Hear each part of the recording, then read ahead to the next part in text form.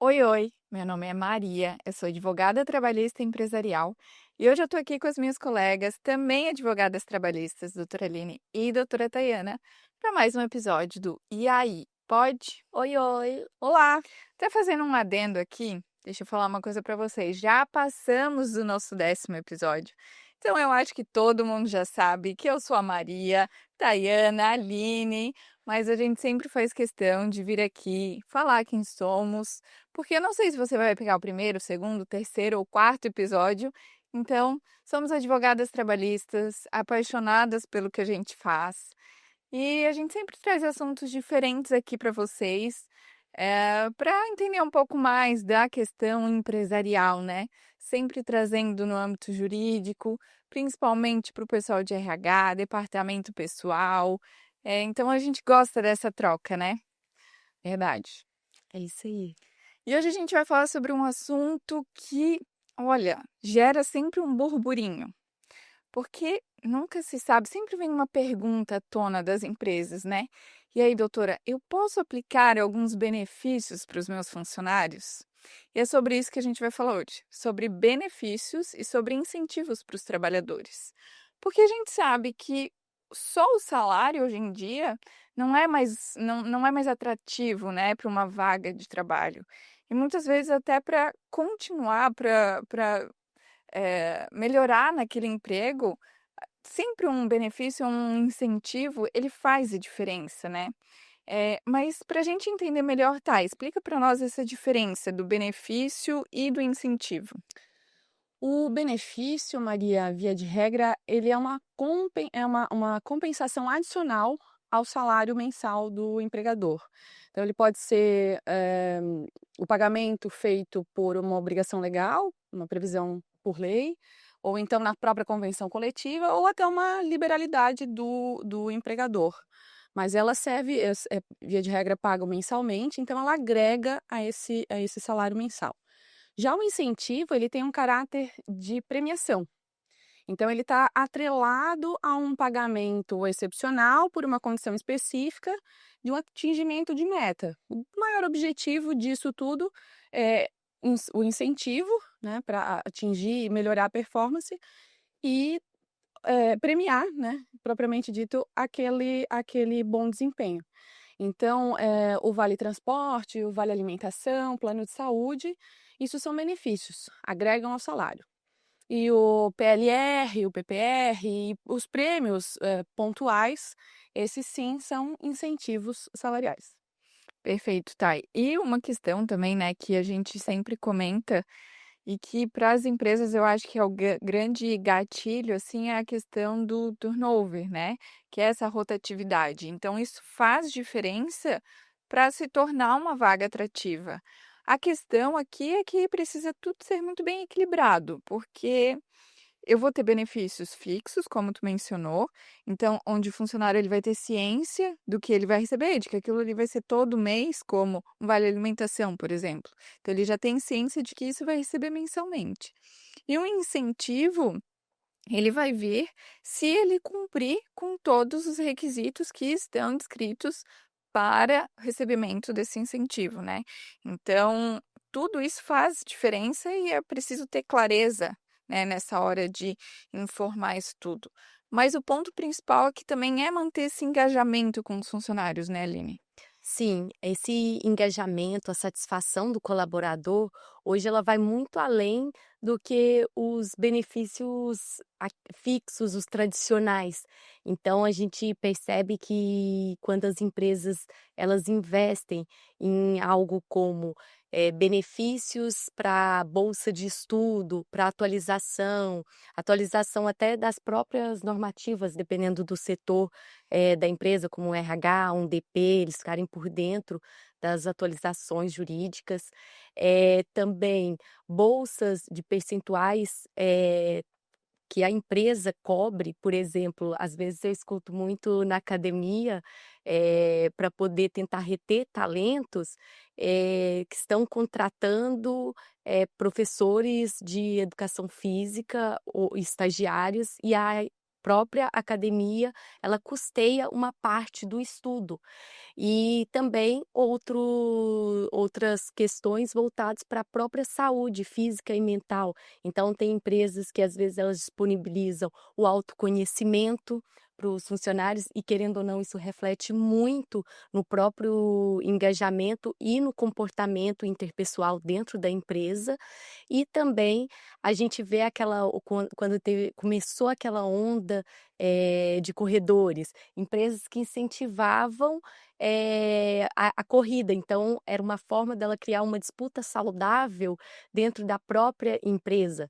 Ainda nessa parte do incentivo da saúde física, pode haver também aquele incentivo para os colaboradores que praticam alguma atividade física, custear uma parte. Então são incentivos e benefícios diferentes dos tradicionais. É, porque ele engloba várias áreas, né? Então, eu não estou falando só de um incentivo,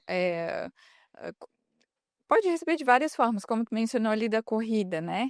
É uma questão de saúde física. Então, ele está recebendo um incentivo da empresa de uma forma diferenciada. Então, tudo que a empresa faz para os seus funcionários, de certa forma, tem algum resultado. Eu conheço uma empresa que eles estavam um tempão, assim, tentando bater uma meta de um determinado mês do ano, que sempre era uma baixa, eles nunca conseguiam.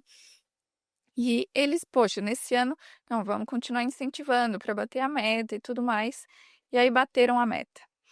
E aí eles deram 3 opções para os funcionários escolherem o que eles queriam, um churrasco, um passeio no Beto Carreiro, enfim, né, várias coisas diferentes, para poder: "Olha, realmente vocês bateram a meta, vocês estão de parabéns e a gente quer fazer algo diferente por vocês", para também aliviar todo o estresse que foi de bater uma meta. Eles escolheram, foi super legal e divertido. E aí a gente pensa, já pensou se a empresa não tivesse feito nada? Teria sido muito desmotivante para eles, né. "Poxa, a gente fez um monte, a gente trabalhou um monte, e aí?", né. Pois é, nesse caso é bem interessante que, a gestão, os gestores dos setores com a gestão de pessoas se mantenham conectados, justamente para se manter criativos, vamos dizer assim, com relação ao interesse do colaborador, né. Nesse sentido aí, a gestão ouviu, né, os empregados para entender o que realmente de que forma eles realmente se sentiriam, agraciados com aquele atingimento da meta, né. Isso é muito importante. Mas, embora essa criatividade ela seja útil, é bem importante que seja mantida a comunicação, né, bem objetiva, bem assertiva, bem clara, com relação tanto aos objetivos, com relação às metas que vão ser alcançadas e com relação a essa premiação, né, as condições, para evitar mal-entendido que pode acabar gerando um passivo trabalhista, vamos dizer assim, né. E também é importante avaliar a legalidade desses pagamentos, né, porque aí, como a gente sempre bem frisa aqui, a gente esbarra muitas vezes em questões de convenção coletiva, e alguma ideia criativa dessa pode acabar gerando um descumprimento de uma norma, de uma CCT ou de uma ACT. Então é bem importante estar atento a esses detalhes de convenção coletiva, do próprio contrato, CLT, para que a empresa acabe incorrendo em alguma situação dessa. Então outra situação também que tem que prestar atenção é que a meta seja compatível com a condição do trabalhador e a premiação também compatível com aquela meta atingida, né, porque a gente às vezes acaba, fixando uma meta inatingível e ao invés de incentivar o trabalhador, faz o efeito contrário, ele acaba desenvolvendo uma ansiedade, alguma coisa que acaba até afastando esse empregado do local de trabalho. Então, no fim, piora ao invés de melhorar, piora, né. É, tudo isso precisa ter todo o cuidado, olhar para os detalhes, tanto da empresa como dos funcionários, o que cabe, o que não cabe, né, são realmente detalhes.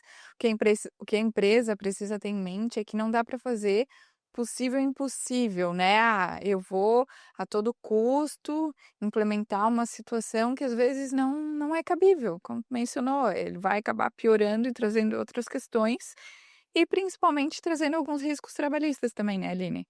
Com certeza, é muito importante que a empresa se atente a não usar esses incentivos como um salário, mascarado ali. Então tem que tomar cuidado, porque isso gera um risco, como a Thay bem disse, tem que estar tudo muito bem documentado, trazendo muita clareza, muita comunicação. Já vi muita ação trabalhista por questão de não entender as regras e quando a gente vai para o judiciário, consegue a empresa não ser condenada, mas concorda comigo que uma ação, a partir do momento que ela foi foi judicializado, já tem o custo da empresa, nem que seja com a defesa. Então, a comunicação sempre e tomar esse cuidado para não revestir um salário, e deixar ele parecendo um incentivo, porque se vier a se transformar em uma ação trabalhista e houver condenação, tem todos os reflexos nas outras verbas, então pode trazer um prejuízo muito grande para a empresa.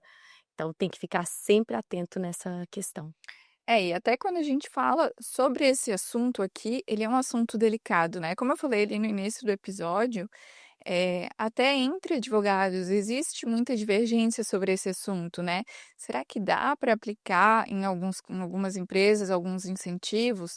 Será que não dá? Eu acho que tudo vai, como a gente falou aqui, da transparência. Se de fato for um incentivo saudável, né, para os funcionários e para a empresa, algo de cumprimento de meta, nesse sentido razoável, eu acho que é cabível. É isso que precisa tomar cuidado. Só que existem também os casos em que é feito de uma forma padronizada, onde eu, né, peguei um negócio no Google e acho que isso cabe. Não é bem assim, né? Então, por isso que a gente fala que ele precisa ser muito personalizado. E, como a gente mencionou, documentado com clareza com o funcionário e o empregador. Tem a questão do código de conduta que pode inserir no código de conduta em normas e procedimentos todo esse todas essas regras, né, sobre benefícios e sobre os incentivos. E quando o funcionário entra na empresa, deixar isso claro para ele, né? Fazer uma integração. O que que vai ter direito, o que que não vai, o que que precisa cumprir, quais são os requisitos para ganhar tal incentivo. Então, é importante essa clareza. Eu vi no Instagram uma matéria da Forbes que falava sobre um bônus. Engraçado, porque o pessoal fora do país que ainda trabalha home office e para voltar a trabalhar presencialmente ia ganhar um bônus. Então, claro, não se aplica aqui no Brasil, né? É algo fora do país. No Brasil, a gente precisa estar atento à CLT e acordo, convenção coletiva, então a gente precisa estar atento às regras.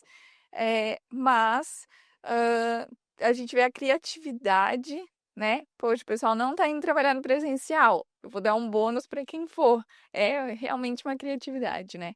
Mas é isso. O que é importante é a empresa ver o que é benéfico para ela, né, aonde vai fazer diferença para ela e vai fazer sentido para sua empresa, isso que importa. Mas é isso, meninas, muito obrigada por hoje, até o próximo episódio. Pessoal, não deixa de seguir a gente nas redes sociais, curta esse vídeo e esqueci qual que é o outro. Se inscreve no canal. Se inscreve no canal. Até a próxima. Tchau, tchau. Tchau.